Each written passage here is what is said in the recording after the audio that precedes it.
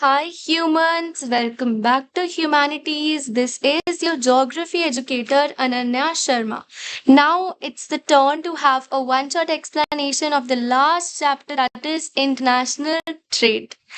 अब ट्रेड के बारे में तो आप सबको पता ही होगा, क्योंकि हमने टर्शरी एक्टिविटीज में ट्रेड को बहुत ही अच्छे से जान लिया है that trade means buying and selling of goods and services. अब हम थ्रू दिस पैराग्राफ थोड़े से प्रिंसिपल्स ऑफ ट्रेड को रिकॉल करेंगे। तो सबसे पहले तो यहाँ बताया है ट्रेड की बेसिक डेफिनेशन कि ट्रेड का मतलब होता है voluntary exchange of goods and services. दूसरा फीचर ट्रेड का ये है कि two parties are required to trade, मतलब एक ऐसा इंसान जो कि सेल करे और एक ऐसा इंसान जो कि चीजों को बाय करे, इन दोनों के बीच में हो सकती है ट्रेड। सो दो पार्टीज एटलीस्ट ट्रेड के लिए जरूरी होती हैं। अगली चीज ये है कि जो ट्रेड है ना, अपने नेचर की वजह से कि एक इंसान सेल करेगा, एक इंसान बाय करेगा, जो इंसान चीज को बेच रहा है उसकी जरूरत है चीज को बेचना एंड हैविंग मनी। जो इंसान चीज को खरीद रहा है उसकी नेसेसिटी है वो चीज। तो इसी नेचर की वजह से ट्रेड को कहा जाता है म्यूचुअली बेनिफिशियल, मतलब दोनों ही पार्टीज के लिए trade at some sense beneficial prove होती है। आगे बताया गया है कि ट्रेड जो है दो लेवल्स पर कंडक्ट की जाती है, international as well as national. Across the boundaries, across the national borders जाकर जो ट्रेड होती है वो होगी इंटरनेशनल, वेराज दूसरी ट्रेड को कहते हैं नेशनल ट्रेड। यहाँ पर हमें बताया गया है कि प्रिमिटिव सोसाइटीज में जो मोस्ट प्रेवलेंट सिस्टम था वो था बार्टर सिस्टम। अब बार्टर सिस्टम में क्या होता है, यहाँ पर मनी का कोई कंसेप्ट एग्जिस्ट नहीं करता, गुड्स डायरेक्ट एक्सचेंज किए जाते हैं गुड्स के लिए, या फिर गुड्स के लिए अपनी आप सर्विसेज भी दे सकते हो। अब ये जो सिस्टम है ना, ये बहुत ही ज्यादा कॉम्प्लेक्स था।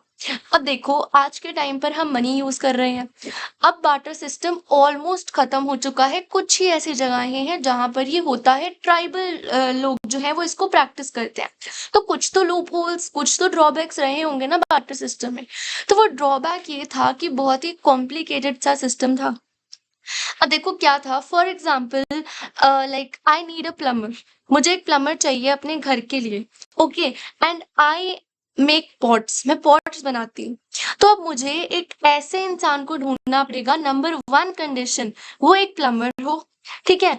दूसरी कंडीशन ये कि उस इंसान को इन एक्सचेंज पॉट्स भी चाहिए हो। अब वन कंडीशन में मुझे प्लम्बर मिल गया, बट उस प्लम्बर को पॉट्स नहीं चाहिए, बट उसको तो एक्सचेंज में अपने बच्चों के लिए बुक्स चाहिए। तो यहाँ पर क्या होगा, मेरा ये कैंसिल हो जाएगा, मैं इसके साथ बार्टर नहीं कर पाऊंगी बिकॉज उसके जो नेसेसिटीज है वो मैं फुलफिल नहीं कर पा रही। अब जो दूसरा यहाँ पर जो हमारे पास दूसरा एग्जाम्पल ये है कि मुझे अब ऐसा ही प्लम्बर ढूंढना पड़ेगा जिसको नीड है पॉट्स की, ताकि मैं अपने पॉट्स उसे एक्सचेंज कर पाऊँ। तो ये था हमारा बार्टर सिस्टम। आगे चलते हैं तो यहाँ पर एक एग्जाम्पल दिया हुआ है जॉन बेल मेला का। इट्स हाँ, जॉन बेल मेला यहाँ पे मैंने लिखा भी है। यहाँ पर बार्टर आज भी होता है।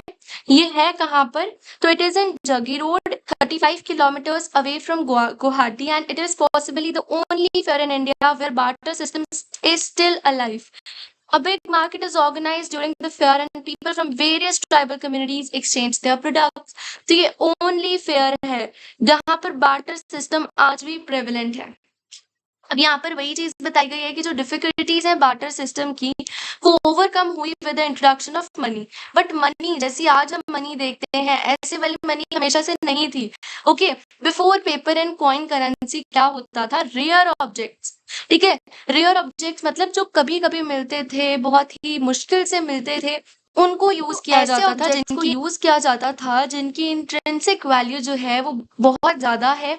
ओके, अब इन ऑब्जेक्ट्स में हमारे पास आ जाते हैं obsidian, cowrie shells, tiger paws, whales teeth, dog teeth, skin, furs, cattle, rice, peppercorn, salt, small tooths, copper, silver, ये सारी चीजें आ जाती थी जिनकी एक तो रेयर है, नंबर टू इनकी वैल्यू ज्यादा है। अब यहाँ पर देखो, डू यू नो एक आता है कि जो वर्ड सैलरी है ये आया है एक लैटिन वर्ड सैलारियम से, जिसका मतलब है पेमेंट बाय सॉल्ट। अब देखो उस टाइम पे क्या था, नंबर वन हम मेथड भी कह सकते हैं सॉल्ट प्रोड्यूस करने का, वेयर एज इसके जो फाइंड्स थे वो रेयर होते थे, इसीलिए सॉल्ट जो था ना वो इतना कॉमनली अवेलेबल नहीं था। इसीलिए सैलरी जो आया है वो वर्ड सैलेरियम से आया है, जिसका मतलब है पेमेंट बाय सॉल्ट। अब हम जानेंगे हिस्ट्री ऑफ इंटरनेशनल ट्रेड।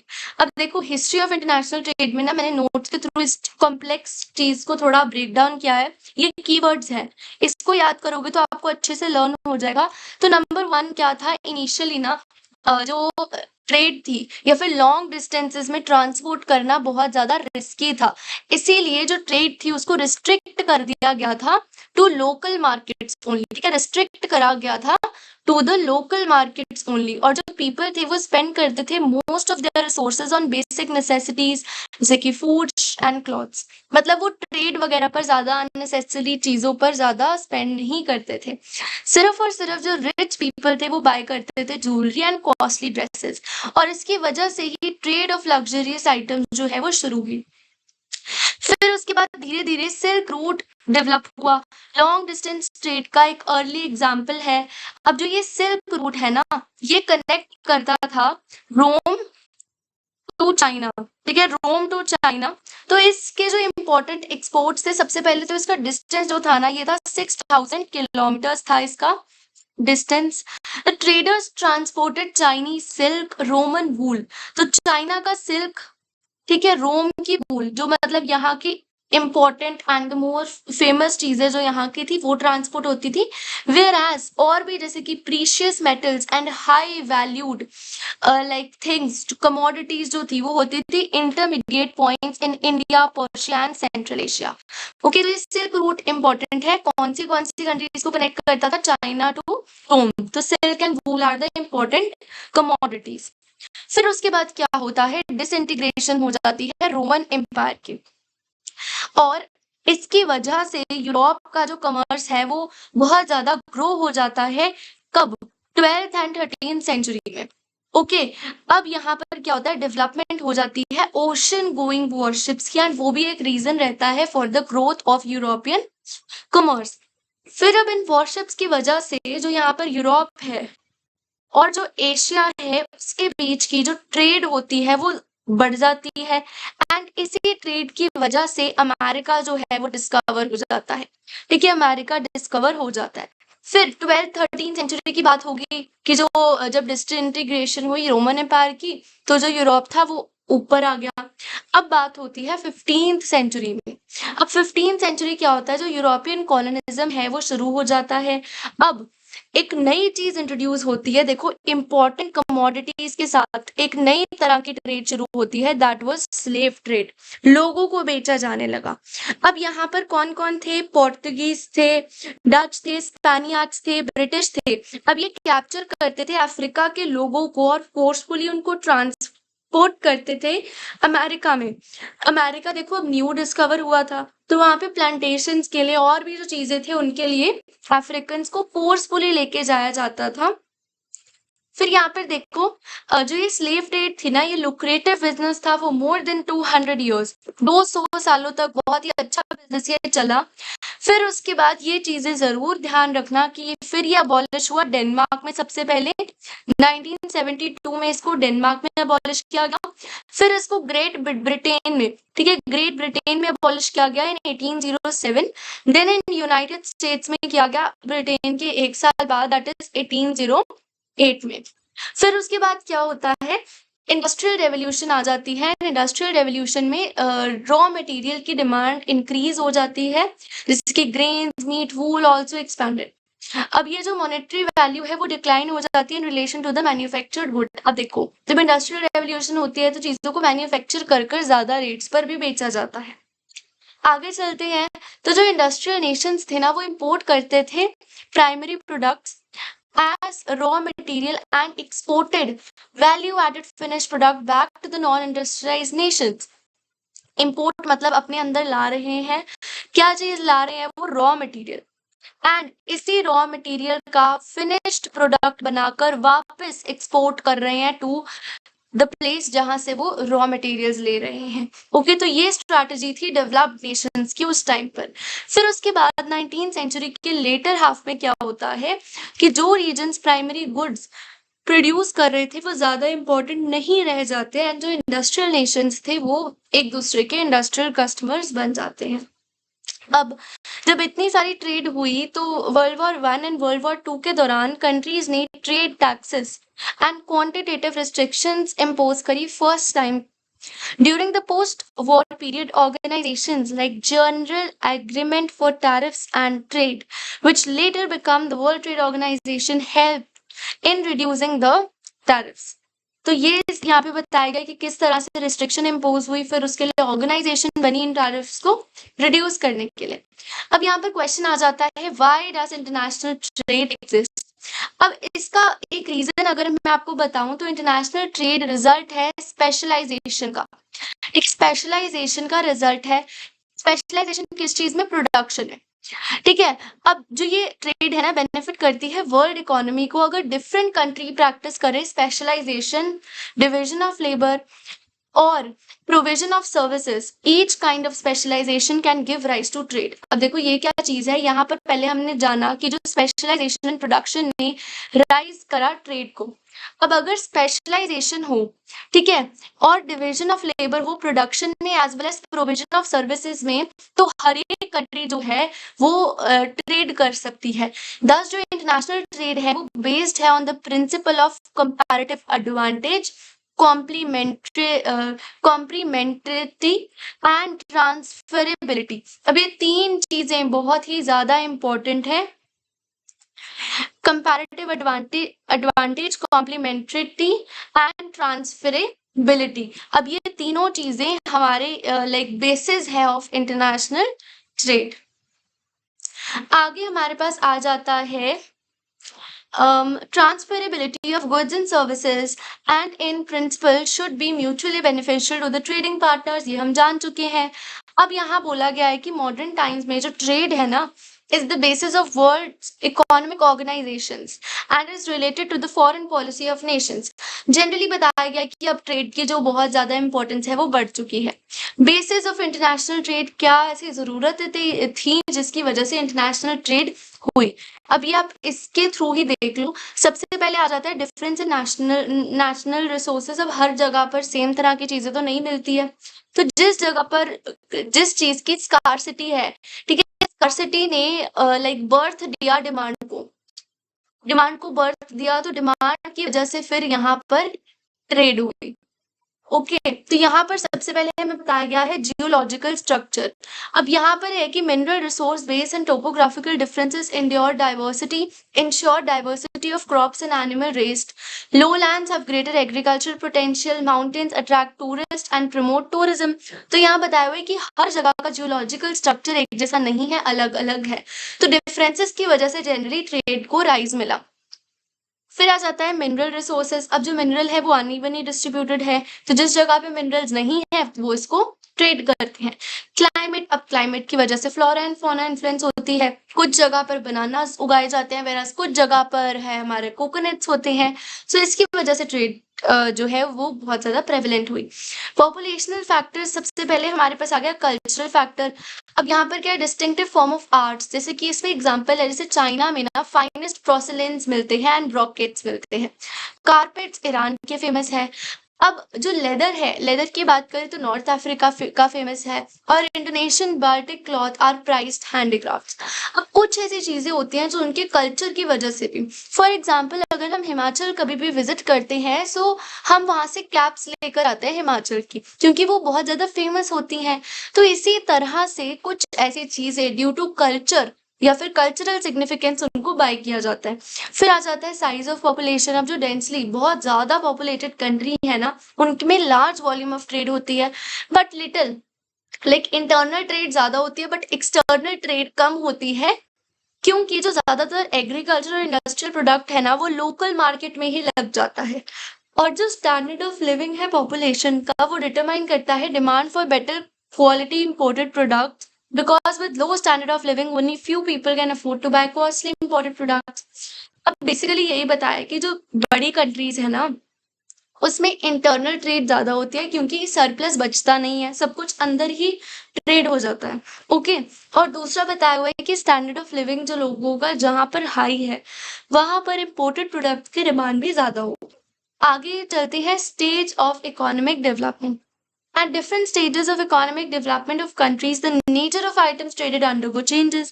अब जो एग्रीकल्चरली इम्पोर्टेंट कंट्रीज है वहाँ पे एग्रो प्रोडक्ट्स एक्सचेंज किए जाते हैं for manufacture goods, where as जो इंडस्ट्रियलाइज नेशंस है वहाँ पर मशीनरी को एक्सचेंज किया जाता है। देन आ जाता है एक्सटेंट ऑफ फॉरेन इन्वेस्टमेंट। अब जो फॉरेन इन्वेस्टमेंट है ना वो बूस्ट कर सकती है ट्रेड डेवलपिंग कंट्रीज में, which lack in capital required for development of mining and oil drilling, heavy engineering, lumbering and plantation agriculture।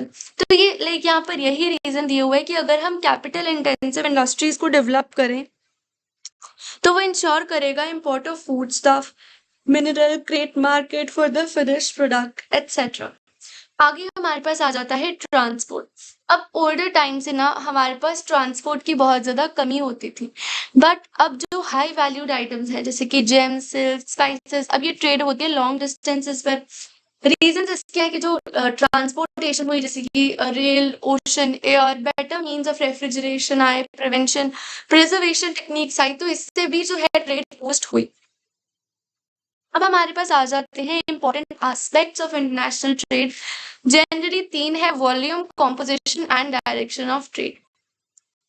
अब वॉल्यूम ऑफ ट्रेड क्या है? वॉल्यूम का मतलब होता है actual tonnage of goods traded. जो एक्चुअल टनेज है गुड्स की उसका है मतलब वॉल्यूम। अब देखो जो सर्विसेज है ना उसको तो हम मेजर नहीं कर सकते, देयरफॉर जो टोटल वैल्यू है वो होती है value of goods and services traded. Okay, tonnage नहीं, वैल्यू, क्योंकि जो हमारी सर्विसेज होती हैं उसको हम इन टनेज नहीं कैलकुलेट कर सकते। कॉम्पोजिशन ऑफ ट्रेड देखो क्या होती है। अब यहाँ पर बताया गया है कि जो नेचर है गुड्स एंड सर्विसेज का imported and exported by countries, वो चेंजेस उसने अंडरवेंट करे हैं। अब जो प्राइमरी प्रोडक्ट्स की ट्रेड थी ना वो लास्ट सेंचुरी के बिगनिंग में बहुत ही ज्यादा डोमिनेंट थी, फिर उसके बाद ट्रेंड चेंज हुआ और मैन्युफैक्चरिंग सेक्टर जो है उसने प्रोमिनेंस गेन करी। फिर यहाँ पर क्या चीज है, जो मैन्युफैक्चरिंग सेक्टर है वो बल्क कमांड करता है ग्लोबल ट्रेड की, which include travel, transportation and other commercial services। Okay, अब ये भी अपवर्ड ट्रेंड दिखा रहा है। आगे यहाँ पे मैं बताया हुआ है कि जो एग्रीकल्चरल प्रोडक्ट्स हैं, फ्यूल्स हैं, माइनिंग प्रोडक्ट्स हैं, manufacturing iron, steels, chemicals, office and telecom equipments, automotive products, textile, clothing are major merchandise as trade over world trade is. अब यहाँ पर देखो ये यहाँ पे डेटा दिया हुआ है कि क्या वैल्यू है इन सारे ऑब्जेक्ट्स। आगे हमारे पास आ जाता है डायरेक्शन ऑफ ट्रेड की, किस डायरेक्शन में ट्रेड की जाती है, ये हम पीछे पढ़कर भी आए हैं। अब देखो यहाँ बताया कि हिस्टोरिकली जो डेवलपिंग कंट्रीज है ना वो एक्सपोर्ट करती थी वैल्यूएबल गुड्स एंड आर्टिफैक्ट्स, और वो एक्सपोर्ट की जाती थी यूरोपियन कंट्रीज को। अब 19th सेंचुरी में क्या हुआ, रिवर्सल आ गया, यूरोपियन कंट्री एक्सपोर्ट करने लग गई मैन्युफैक्चर गुड्स एंड एक्सचेंज करने लग गई food stuffs and raw materials. अब जो यूरोप्स एंड यूएसए थे ना फिर वो इमर्ज हुए as major trading partner in the world. Okay, फिर समय के साथ साथ जापान थर्ड इम्पोर्टेंट कंट्री बना, और इसी तरह से जो वर्ल्ड ट्रेड के पैटर्न्स है उसने ड्रास्टिक चेंज देखे हैं during the second half of 20th century. अब यूरोप ने अपनी कॉलोनीज को लूज किया, while India, China and other developing countries started competing with developed countries। Okay, फिर हमारे पास यहाँ पर आ जाता है एक कंसेप्ट बैलेंस ऑफ ट्रेड का, इजी कंसेप्ट है। ओके, अब देखो बैलेंस ऑफ ट्रेड, अब हमारे पास आ जाता है बैलेंस ऑफ पेमेंट या और बैलेंस ऑफ ट्रेड। तो बैलेंस ऑफ ट्रेड के अंदर ही कंसेप्ट आएगा बैलेंस ऑफ पेमेंट का। अब ये जानने से पहले आप अपने माइंड में एक चीज क्लियर कर लो कि इंपोर्ट और एक्सपोर्ट का मतलब क्या होता है। इंपोर्ट का मतलब होता है बाहर की कंट्री से अपनी कंट्री में कुछ लाना, एक्सपोर्ट का मतलब होता है अपने प्रोडक्ट्स को बाहर भेजना, बाहर इन सेंस फॉरेन कंट्रीज में भेजना। अब जो ये बैलेंस ऑफ ट्रेड है ना ये रिकॉर्ड करता है volume of goods and services imported as well as exported by a country. अब ये रिकॉर्ड करेगा कि क्या वैल्यू है इंपोर्ट्स की एज वेल एज क्या वैल्यू है एक्सपोर्ट की। अब यहाँ पर दो सिचुएशन बनती है। The value of imports is more than the value of export. अगर इम्पोर्ट ज्यादा है, एक्सपोर्ट कम है, तो वो कंट्री की नेगेटिव और अनफेवरेबल बैलेंस होगा। देखो क्या यहाँ पे है, इम्पोर्ट ज्यादा है, एक्सपोर्ट कम है। अब इम्पोर्ट ज्यादा होने का मतलब क्या है, कंट्री जो है वो बाय ज्यादा कर रही है, ज्यादा खरीद रही है। एक्सपोर्ट कम होने का मतलब सेल कम कर रही है। तो यहाँ पे तो ऑटोमेटिक चीज है कि यहाँ पर हमें प्रॉफिट नहीं होगा, तो ये माइनस में जाएगा। अब यहाँ पर सेम चीज बोली हुई है, balance of trade and balance of payment have serious implication for country's economy. A negative balance would mean that country spend more on buying than selling. Okay, ये सब है हमारा बैलेंस ऑफ पेमेंट का concept. आगे चलते हैं, types of international trade दो तरह की है, बायलेटरल दो कंट्रीज के बीच में, मल्टीलेटरल मेनी कंट्रीज के बीच में। एंड मल्टीलेटरल ट्रेड की वजह से कंसेप्ट आया है MFN, मतलब मोस्ट फेवर्ड नेशंस। अब यहाँ पे आ जाता है कंसेप्ट ऑफ फ्री ट्रेड। अब यहाँ पर देखो क्या है, the act of opening up economies for trading is known as free trade, कि हम अपनी इकोनॉमी ओपन अप कर देंगे कि जो भी कंट्री हमारे साथ ट्रेड करना चाहता है वो करे, इसको कहते हैं trade liberalisation. This is done by bringing down trade barriers like traffics. Trade liberalization allows goods and services from everywhere to compete with domestic products and services. अब आगे चलो तो यहाँ पर है, globalisation along with free trade can adversely affect the economies of developing countries by not giving equal playing field and by imposing conditions which are unfavorable. अब जब development हुई ट्रांसपोर्ट की और कम्युनिकेशंस की, तो जो गुड्स एंड सर्विसेज थे ना वो ज्यादा तेजी से ट्रांसफर हो गए, ठीक है, देन नेवर बिफोर। बट जो फ्री ट्रेड थी वो सिर्फ और सिर्फ रिच कंट्री को जो फ्री ट्रेड थी ना should not only let rich country to enter the markets. यहाँ पर जो बहुत ज्यादा कंसर्न है वो ये है कि रिच कंट्रीज तो हमारी मार्केट में एंटर कर रही हैं, बट वो हमें अपने मार्केट में एंटर नहीं करने दे रही हैं। तो ये कुछ सर्कमस्टांसेस थे फ्री ट्रेड के। फिर अब यहाँ पर आ जाता है डम्प्ड गुड्स। अब डंपिंग का मतलब होता है सेल करना कमोडिटीज को दो कंट्रीज में डिफरेंट प्राइस में, ओके, एंड उसका अलग ही कोई रीजन होना, ठीक है, कोई genuine reason without any reason. तो जब फ्री ट्रेड हुई ना तो डंपिंग भी बहुत ज्यादा प्रेवलेंट हो गई। अब आगे अब हम पढ़ते हैं वर्ल्ड ट्रेड ऑर्गेनाइजेशन के बारे में। अब आगे आ जाता है वर्ल्ड ट्रेड ऑर्गेनाइजेशन। तो ये इसकी टाइमलाइन है, इंपॉर्टेंट ईयर्स है 1948, 1994 एंड 1995। अब 1948 में क्या होता है, GATT general agreement for tariffs and trade को सेटअप किया जाता है। 1994 में ये नीड रियलाइज की जाती है कि हमें एक परमानेंट इंस्टीट्यूशन चाहिए, एंड 1995 में फाइनली वर्ल्ड ट्रेड ऑर्गेनाइजेशन को बना दिया जाता है। तो एक बेसिक आउटलाइन थी, अब इसको हम अच्छे से नीट पढ़ लेते हैं बिकॉज बहुत इंपॉर्टेंट है ये। तो देखो 1948 में लिबरलाइज करना चाहते थे हम वर्ल्ड को from high custom tariffs and various other types of restrictions. दो रीजन थे, हाई टैरिफ्स एंड और जो रिस्ट्रिक्शंस थी वो। तो इसकी वजह से जो general agreement for tariffs and trade है उसको फॉर्मुलेट किया गया इन 1994, एंड ये डिसाइड किया गया उसके मेंबर से कि जो कंट्रीज हैं वो एक परमानेंट इंस्टीट्यूशन सेटअप करेंगी for looking after the promotion of free and fair trade amongst nation. तो इसीलिए जब उन्होंने ये रियलाइज किया कि एक परमानेंट इंस्टीट्यूशन सेटअप होना चाहिए तो इसको ट्रांसफॉर्म किया गया on 1 January 1995 into World Trade Organisation. अब ये वर्ल्ड ट्रेड ऑर्गेनाइजेशन जो थी वो ओनली इंटरनेशनल ऑर्गेनाइजेशन है जो कि डील करती है global rules of trade between nations. ये सेट करती है rules for the global trading system and resolve करती है dispute between its member nations. और अब ये कवर करती है trade in services such as telecommunication, banking and other issues such as intellectual rights. अब इसको क्रिटिसाइज भी किया है। ये माना जाता है कि जो लोग वरिड हैं about the effects of free trade and economic globalisation, ये आपने पॉलिटिकल साइंस में ग्लोबलाइजेशन चैप्टर में भी पढ़ा होगा कि नेगेटिव इफेक्ट्स भी होते हैं ग्लोबलाइजेशन के। सो ये आर्ग्यू किया जाता है कि जो फ्री ट्रेड है वो ऑर्डिनरी लोगों की लाइफ को ज्यादा प्रॉस्परस नहीं बना रही है, और वो वाइड कर रही है gulf between rich and poor by making rich countries more rich और ये हुआ है बिकॉज इन्फ्लुएंशियल नेशंस जो हैं वो डब्ल्यूटीओ में है। अब focus on their commercial interest में जो इंडस्ट्रियल नेशंस अपने कमर्शियल इंटरेस्ट पर फोकस कर रहे हैं। मोर ओवर ज़्यादातर जो डेवलप्ड कंट्रीज हैं उन्होंने अभी अपना मार्केट को पूरी तरह से ओपन ही नहीं किया है। ओके, और आर्ग्यू किया जाता है कि इश्यूज जैसे कि health, workers rights, child labours, environment ये इग्नोर हो रहे हैं। अब कुछ इंपॉर्टेंट चीजें देख लो, जिसकी हेडक्वार्टर्स है वो है जेनेवा स्विट्जरलैंड में। 149 कंट्रीज मेंबर थी 2005 तक। नाउ इट्स योर टास्क, आप जाके सर्च कीजिए दैट एट प्रेजेंट कितनी कंट्रीज डब्ल्यूटीओ में है, और इंडिया भी इसका फाउंडर मेंबर था डब्ल्यूटीओ का। अब रीजनल ट्रेड ब्लॉक्स क्या होते हैं? अब ये कंट्रीज के बीच में ट्रेड को ज्यादा प्रेवलेंट बनाने के लिए ये ब्लॉक्स को इस्टेब्लिश किया गया था। You can have a read. Boards के लिए इतने ज्यादा इंपॉर्टेंट नहीं है, बट फॉर सीयूईटी बहुत ज्यादा इंपॉर्टेंट है ये। अब हमारे पास आ जाते हैं concerns related to international trade.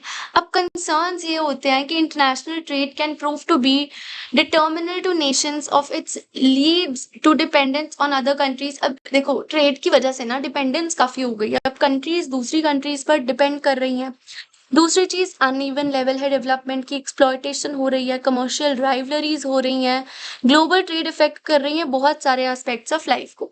अब देखो, इसमें सारे कंसर्न्स आप पढ़ोगे एंड पढ़कर एक आउटकम ड्रॉ होगा कि अगर हम इस फैक्ट को भी कंसीडर करें कि ट्रेड बेनिफिशियल है, बट स्टिल इसके भी कुछ डिसएडवांटेजेस हैं। ओके, तो इसके डिसएडवांटेजेस अगर आपको आ जाते हैं आंसर राइटिंग में, देन वो आंसर इस पैराग्राफ से आप एक्सट्रैक्ट आउट कर सकते हो।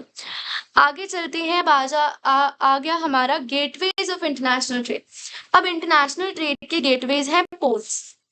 अब देखो, सबसे ज्यादा चीफ गेटवेज माना जाता है हार्बर्स और पोर्ट्स को। अब जो कार्गोज हैं, ट्रैवलर्स हैं, वो one part of the world to another trade कर पास करते हैं थ्रू दीज पोर्ट्स। अब देखो, जो ये पोर्ट्स है ना, ये फैसिलिटीज प्रोवाइड करते हैं जैसे कि डॉकिंग की, लोडिंग की एंड अनलोडिंग की, वेराज ये स्टोरेज फैसिलिटीज भी प्रोवाइड करते हैं। अब जो पोर्ट अथॉरिटीज है वो अरेंजमेंट्स बनाती हैं for the maintenance of navigable channels, ठीक है, arrangement of tugs and barges, providing labour and marginal services. तो इसमें काफी सारे काम है जो ये मतलब हमारी अथॉरिटीज है वो भी करती हैं। आगे चलते हैं। नंबर 1 हमारे पास है इनलैंड पोर्ट्स। इसकी सबसे पहली जो करेक्टरिस्टिक है वो ये है कि जो सी कोस्ट है उससे दूर होते हैं, flat ships as well as barges के लिए सूटेबल है। एग्जाम्पल अगर इसका दें तो Kolkata is located on river Hooghly, a branch of river Ganga. अब देखो, specially for this type of paragraph जिसमें हेडिंग्स के साथ साथ एक्सप्लेनेशन होती है, ऐसे क्वेश्चंस बोर्ड्स में आने के बहुत ज्यादा चांसेस होते हैं, ठीक है। तो इसलिए आपको एक एक एग्जाम्पल तो हर एक कैटेगरी का याद होना ही चाहिए। आउटपोर्ट्स की बात करें तो डीप वाटर पोर्ट्स होते हैं, build away from the actual ports, ठीक है। पेरेंट पोर्ट्स की तरह सर्व करते हैं बाय रिसीविंग दो ships which are unable to approach them due to large size. तो एज अ पेरेंट पोर्ट ये सर्व करते हैं। एग्जाम्पल दे तो Athens and its outport Piraeus in Greece. Piraeus in Greece है उसका output. Types of ports on the basis of specialised functions. पहले हमने पढ़ा कार्गो हैंडल, अब है function. Oil ports deal with the processing and shipping of oil. Some of these are tanker ports and some are refinery ports. अब यहाँ पे Maracaibo Venezuela, Es Skhira Tunisia, Tripoli Lebanon are tanker ports and Abadan on Gulf of Persia is refinery port. अब देखो, इसका एक example है refinery port का, तो एग्जांपल एमसीक्यू में पूछा जा सकता है। Port of call. अब जो ये वाला है ना, ये ओरिजिनली डेवलप होते हैं calling ports on main sea routes where ship used to anchor for refueling, watering and taking food items. Later on they developed into commercial ports. Aden, Honolulu and Singapore are good examples. आगे आ जाते हैं packet stations. These are also known as ferry ports. याद रखना। अब जो ये packet stations हैं ये कंसर्न होते हैं with transportation of passengers and mail across water bodies, covering short distances. और जो स्टेशंस हैं ना वो पेयर में लोकेट होते हैं, जैसे कि Dover in England, Calais in France across English tunnel. Entrepots, अब ये होते हैं collection centres where goods are bought from different countries for export. Singapore जो है वो एक एंटर पोर्ट है एशिया का, रॉटरडैम यूरोप का, कॉर्फिगन है बाल्टिक रीजन का। नेवल पोर्ट्स जो है ये इनकी स्ट्रैटेजिक इंपॉर्टेंस है कि ये पोर्ट्स वॉरशिप्स को सर्व करते हैं and have repair workers for workshops for them. Kochi and Karwar are example of such ports in India. So that's it for this chapter. I hope you like this video. So please like, share, subscribe. Thank you so much.